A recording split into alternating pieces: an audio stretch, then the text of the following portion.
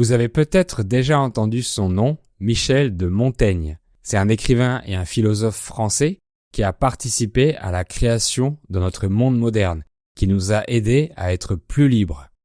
C'est un pionnier qui a construit un genre littéraire et qui a influencé de nombreux auteurs. Je vais vous parler de sa biographie dans cet épisode 179 du podcast Fluidité. Alors restez à l'écoute. Avant de commencer, je voudrais vous proposer une opportunité unique pour progresser en français si vous voulez passer du niveau intermédiaire au niveau avancé, notre club VIP. C'est un club privé que j'ai créé, composé d'une grande communauté de plus de 500 apprenants.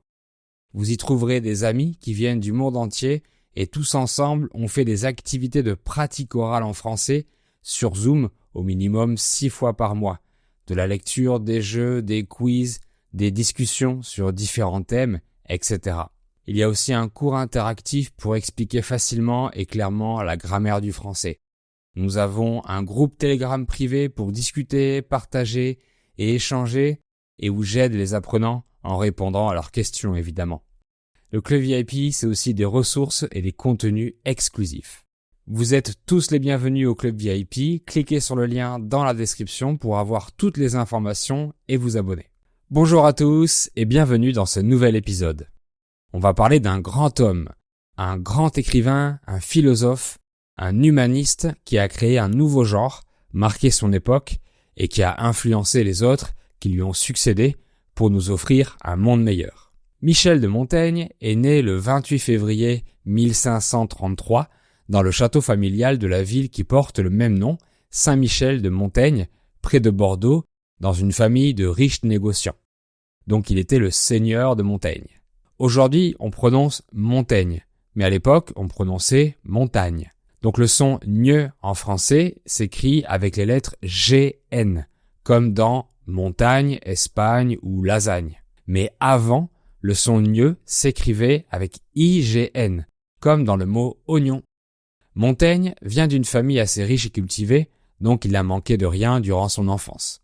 Il a reçu une éducation stricte, mais plutôt originale, parce que dès tout petit, il a été éduqué par un précepteur, un éducateur des familles riches de l'époque, qui lui parlait en latin. En effet, la langue latine était la langue maternelle de l'élite européenne cultivée. Il dit qu'il a appris le latin sans livre, sans grammaire, donc simplement en écoutant son éducateur parler.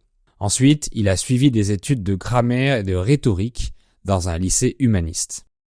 On n'a jamais trouvé de preuves, mais on suppose qu'il a étudié ensuite le droit à Toulouse. Il accède à la cour des aides de Périgueux en tant que magistrat et en 1557 au Parlement de Bordeaux, toujours en tant que magistrat. Mais il n'aime pas cette carrière et démissionne par la suite pour changer de vie. En 1559, il rencontre un autre humaniste, Étienne de la Boétie, et les deux hommes vont devenir de très bons amis. Montaigne l'admire et cette forte amitié va le pousser à écrire ce qu'il ressent après le malheureux décès d'Étienne de la Boétie en 1563. Il écrit que si on lui demande d'expliquer pourquoi il l'aimait amicalement, il répond qu'il ne saurait pas comment l'exprimer parce que l'amitié ne s'explique pas, ne se justifie pas, c'est seulement une évidence. Je suis sûr qu'on est tous dans ce cas, on ne sait pas expliquer les liens qu'on a avec nos très bons amis. Dites-moi si c'est vrai dans les commentaires.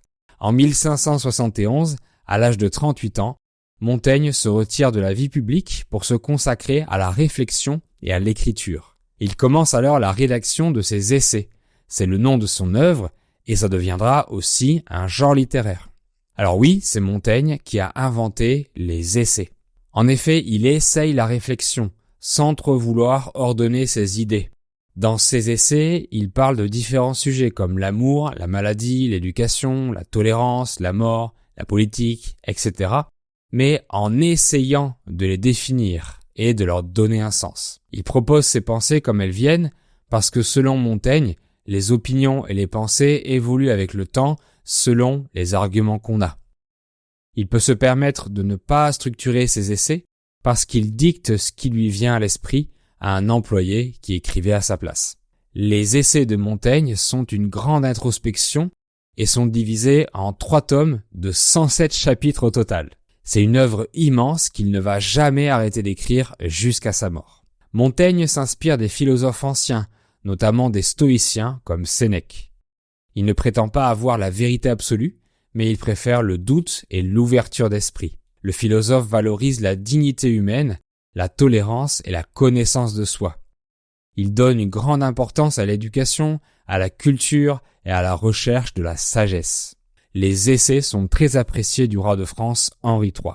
En 1580, il part en voyage en Allemagne, en Suisse et en Italie pour essayer de guérir sa maladie. Il va d'ailleurs raconter cette aventure dans son journal de voyage. Il dit, je cite, « Faire des voyages me semble un exercice profitable. L'esprit y a une activité continuelle pour remarquer les choses inconnues et nouvelles, et je ne connais pas de meilleure école pour former la vie que de mettre sans cesse devant nos yeux la diversité de tant d'autres vies, opinions et usages. » Sans cesse, ça veut dire sans arrêt. Et c'est un peu ce que vous faites en apprenant le français. Vous vous ouvrez à d'autres idées, à d'autres manières de penser et à d'autres cultures.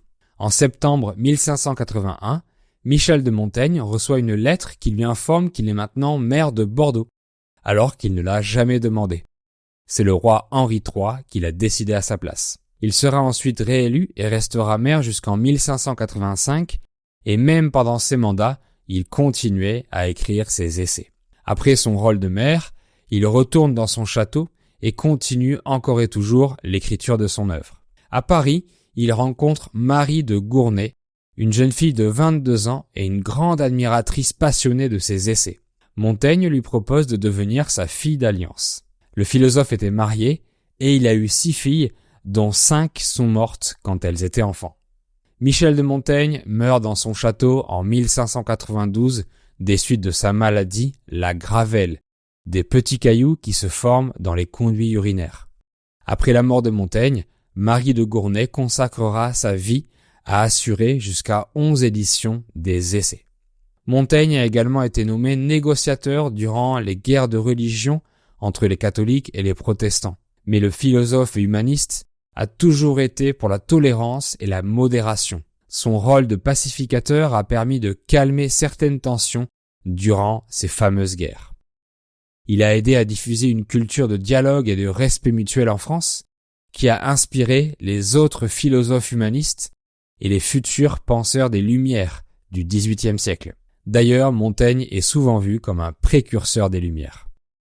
Ses idées ont influencé des philosophes comme Voltaire, Rousseau et Montesquieu, mais aussi de nombreux écrivains occidentaux et encore de nos jours. En valorisant la diversité culturelle, le respect de l'individu et le rejet de l'intolérance, Montaigne a contribué à une pensée politique qui met en avant les droits de l'homme et les libertés individuelles. Il défendait une éducation basée sur le développement de l'esprit critique, sur la réflexion personnelle et l'expérience pratique, plutôt que sur l'apprentissage par cœur et la simple répétition.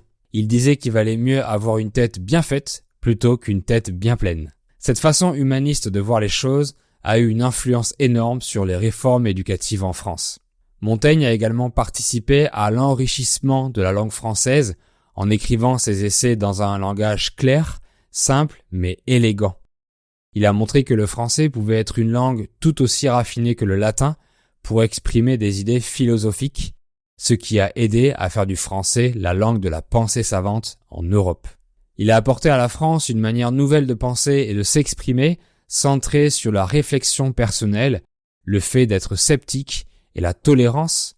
Donc il a participé à la création de notre culture et c'est maintenant une référence incontournable dans l'histoire intellectuelle et littéraire du pays. De nombreux hommages à Montaigne sont présents partout en France.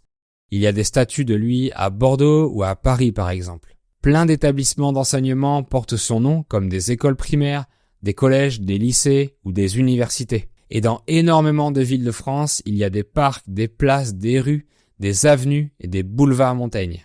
Voilà pour sa biographie. Merci beaucoup d'avoir suivi cet épisode. Abonnez-vous à mon podcast ou à ma chaîne pour ne pas rater les prochains. Si vous avez aimé le contenu, dites-le moi en mettant un pouce ou un like ou en mettant 5 étoiles sur les plateformes de podcast et c'est également pour me soutenir.